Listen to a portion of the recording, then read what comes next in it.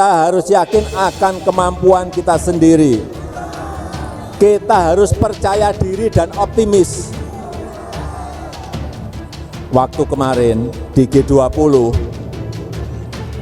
semua lihat kan? Kita mampu berdiri tegak dengan kepala mendongak di antara negara-negara besar dunia. Bantah ekspor paksa, Uni Eropa harap Indonesia taati aturan WTO. Di sana negara besar, kita juga negara besar. Saya salaman juga ke sini.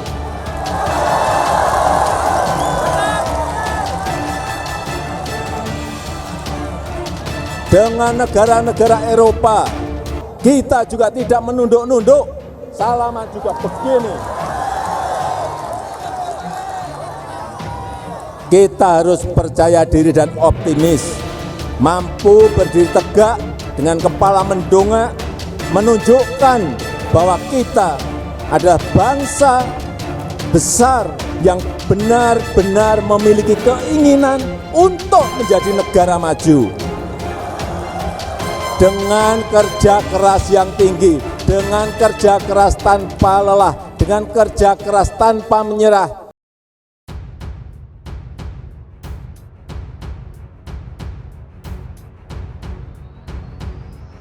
Duta Besar Uni Eropa Vincent Piquet berkata pihaknya mendukung perekonomian Indonesia, namun sesuai dengan aturan hukum internasional. Hal ini terkait hilirisasi dan larangan ekspor biji nikel. Seperti diketahui, Uni Eropa menang dalam gugatannya di World Trade Organization terkait aturan larangan ekspor nikel. Namun Dubes Piquet berkata tidak melihat hal itu sebagai kemenangan karena Uni Eropa fokus pada perkembangan di ekonomi bersama.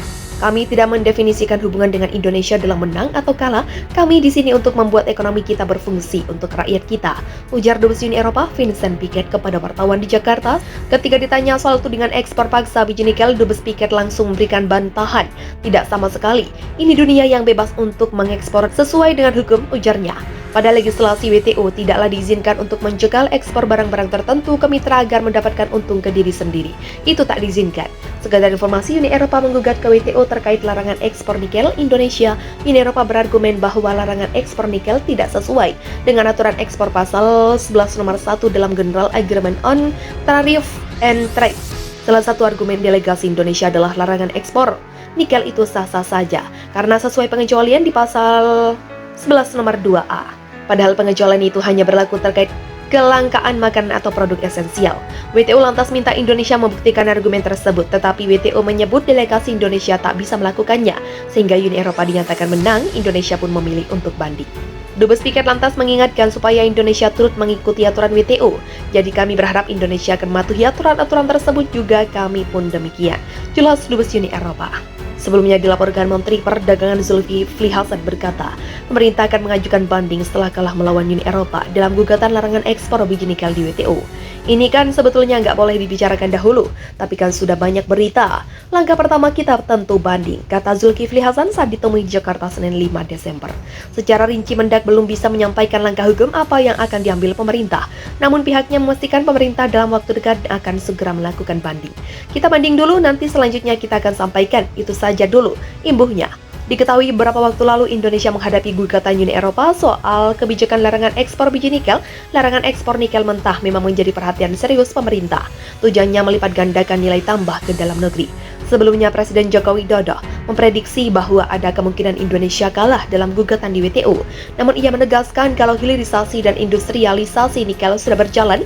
Adapun substansi gugatan yang dilayangkan Uni Eropa di WTO adalah pemakaian diksi melarang, artinya bukan pada kegiatan ekspor sesuai dengan syarat sesuai ketentuan hilirisasi yang digadang di Indonesia. Jokowi dukung banding. Presiden Joko Widodo tidak pantang menyerah meskipun kalah dalam gugatan larangan ekspor nikel oleh Uni Eropa di Organisasi Perdagangan Dunia. Menurut dia itu jadi bentuk komitmen pemerintah RI dalam program hilirisasi industri, sehingga Indonesia bukan hanya dikenal sebagai pengekspor bahan mentah alias raw material saja. Sekali lagi, meskipun kita kalah di WTO, kita urusan nikel ini digugat oleh Uni Eropa, dibawa ke WTO itu kita kalah. Gak apa-apa, kalah saya sampaikan ke Menteri, banding, tegas Jokowi dalam rapat koordinasi nasional investasi 2022 di Rizko Hartol Hotel Jakarta Rabu 30 November. Jokowi pun tidak mempermasalahkan bila ada sejumlah negara yang menggugat kebijakan Indonesia yang menahan laju ekspor bahan mentah. Kalau ada negara lain yang menggugat, ya itu haknya negara lain yang menggugat, karena ya memang terganggu imbuhnya. Setelah melakukan pengecekan alasan Uni Eropa menggugat larangan ekspor nikel, ia menemukan bahwa komoditas tersebut jadi bahan utama sektor industri di sana. Kalau dikerjain di sini, di sana akan ada pengangguran. Di sana akan ada pabrik yang tutup, di sana akan ada industri yang tutup, papar Jokowi. Tapi kan kita juga mau maju. Kita ingin maju, negara kita ingin menjadi negara maju.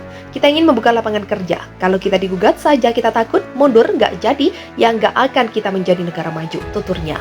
Oleh karenanya, ia mengajak seluruh jajarannya untuk terus berkomitmen dan tidak gentar menghadapi gertakan negara maju atas kebijakan yang diambil pemerintah RI. Terus saya sampaikan kepada Menteri, terus dilanjutkan program hilirisasi. Tidak boleh berhenti, tidak hanya berhenti di nikel, tapi terus yang lain, pungkas Jokowi. Pemerintah buka opsi tarik pajak nikel.